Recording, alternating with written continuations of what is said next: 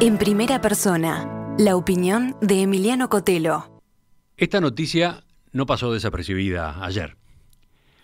El Ministerio de Salud Pública multó al Palacio Legislativo con 200 unidades reajustables, o sea, 269.372 pesos, por incumplimiento de los protocolos sanitarios durante el velatorio de los restos del ministro del Interior Jorge Larrañaga, que se realizó en el Salón de los Pasos Perdidos el domingo 23 de mayo. En declaraciones a la prensa, la vicepresidenta de la República, Beatriz Argimón, dijo ayer que no presentará descargos ante la sanción. Destacó que ese día se respetó el uso de tapabocas dentro del salón, pero reconoció que hubo dos momentos en los que, comillas, los funcionarios de protocolo del Parlamento no pudieron hacer que la gente circulara, sobre todo las autoridades que asistieron a la ceremonia, cierro comillas. Uno de esos momentos, añadió, fue cuando se retiró el féretro del líder de Alianza Nacional. Mientras tanto, desde el Ministerio de Salud Pública se explicó al diario El Observador que la medida se adoptó a raíz de las imágenes que se vieron en los medios de comunicación y que el monto surgió de las evaluaciones realizadas. Si la aglomeración se hubiese dado con las personas sin tapabocas, el importe de la multa habría sido mayor, informaron esas fuentes. Quiero hacer 2 o 3 comentarios sobre esta información. Primero, saludo calurosamente esta resolución del Ministerio de Salud Pública. Ustedes saben, el caso de ese velatorio se había discutido mucho en las horas y los días siguientes. Había voces muy críticas, otras que defendían lo ocurrido y otras que planteaban dudas. Yo mismo tenía dudas y me preguntaba si no eran atenuantes las grandes dimensiones del Salón de los Pasos Perdidos, la altura enorme de ese espacio, etc. Pero bueno, ahora eso está claro. Ahora el organismo encargado de control se pronunció y la presidenta de la Asamblea General admitió la transgresión. Segundo, creo que este nuevo capítulo del caso debería servir de base para otras reflexiones. Sí, a mí en particular me asaltan nuevas preguntas que paso a contarles. Supongo que desde el punto de vista formal está bien que la multa se aplique al Poder Legislativo. Ahora, ¿cuál es la gracia de que un poder del Estado saque dinero de su presupuesto para pagarle una multa a otro poder del Estado? O, dicho de otro modo, ¿es lógico que la multa se pague con dinero de todos nosotros? ¿No tendrían que pagar la multa las autoridades de la institución que no organizaron un dispositivo capaz de hacer cumplir el protocolo? Sobre esto, Argimón dijo ayer que le pidió al ministro Daniel Salinas que constara el rol que cumplieron los funcionarios en los intentos por hacer cumplir el estricto protocolo elaborado, y agregó que, comillas, es difícil para un funcionario pedirle a una autoridad que circule, cierro comillas. Pasando en limpio, ella afirma que en el lugar se previó un protocolo estricto y dice que los empleados encargados de la tarea intentaron hacerlo cumplir.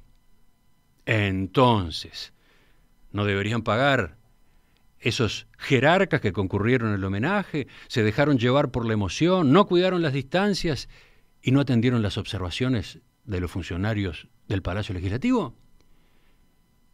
A ver, quienes protagonizaron la concentración son adultos, saben lo que hacen y además son, en su mayoría, figuras del gobierno, parlamentarios, ministros, etcétera, o sea, representantes del Estado que dicta las normas, entre ellas las restricciones sanitarias.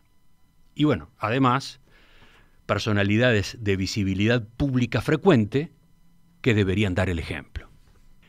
Entonces, ¿no sería lógico que, como se dice en la jerga jurídica, el Poder Legislativo repitiera contra los protagonistas de aquella aglomeración inconveniente?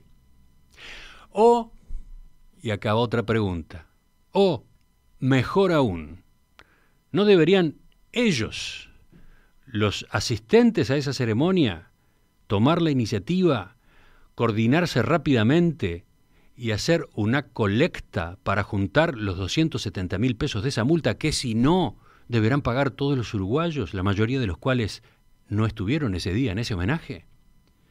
No es complicado de hacer esto. Para comunicarse entre ellos pueden armar un grupo de WhatsApp y además hay abundantes imágenes de audio y de video como para identificar quiénes deben integrar la lista de esa colecta. Tal vez algunos entiendan que yo exagero con la atención que le dedico a este hecho. Tal vez califiquen el episodio como algo relativamente menor y tal vez sostengan que yo debería concentrarme en el telón de fondo de esta situación, la gravedad de este momento de la pandemia, la forma como el Estado está enfrentando esta crisis. Puede ser. Pero ocurre que en ese plano, por lo visto, han quedado planteadas dos visiones contrapuestas e irreconciliables.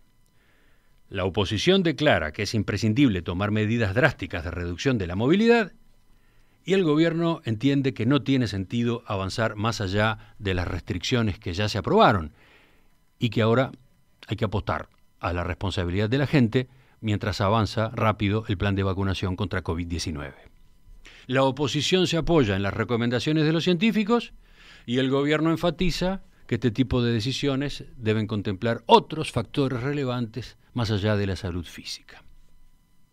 Bueno, yo no me voy a pronunciar sobre ese dilema, no.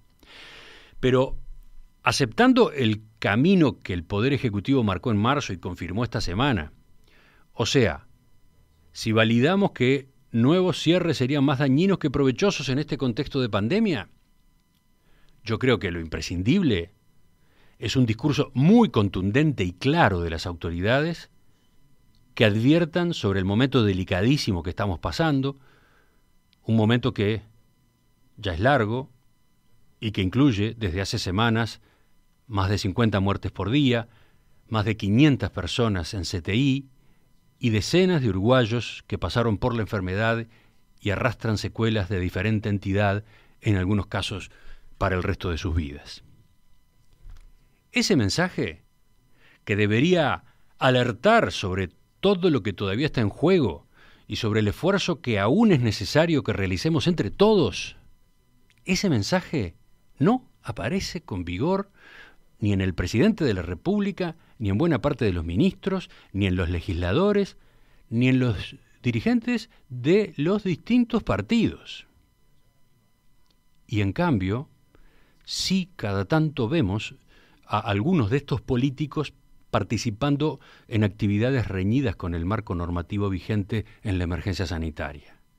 Y esos episodios que aparecen en la prensa y en la televisión, además de ser graves en sí mismos, operan como desestímulo para la gente común y corriente, sobre todo en aquellos sectores menos preocupados por el tema, favoreciendo así una mayor circulación del virus.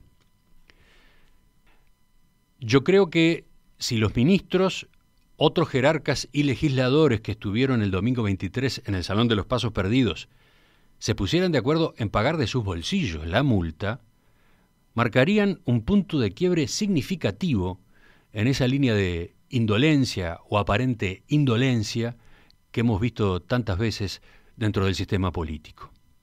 Un poco tarde sí, pero estarían haciendo autocrítica de verdad. Y además contestarían a las críticas que abundan sobre soberbias y privilegios.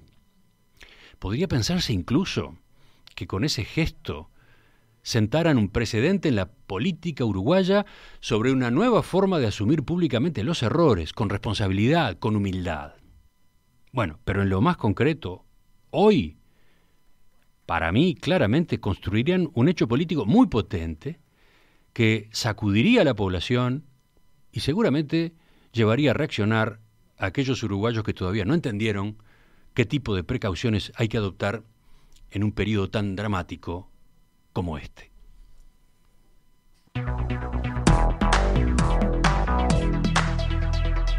Nota.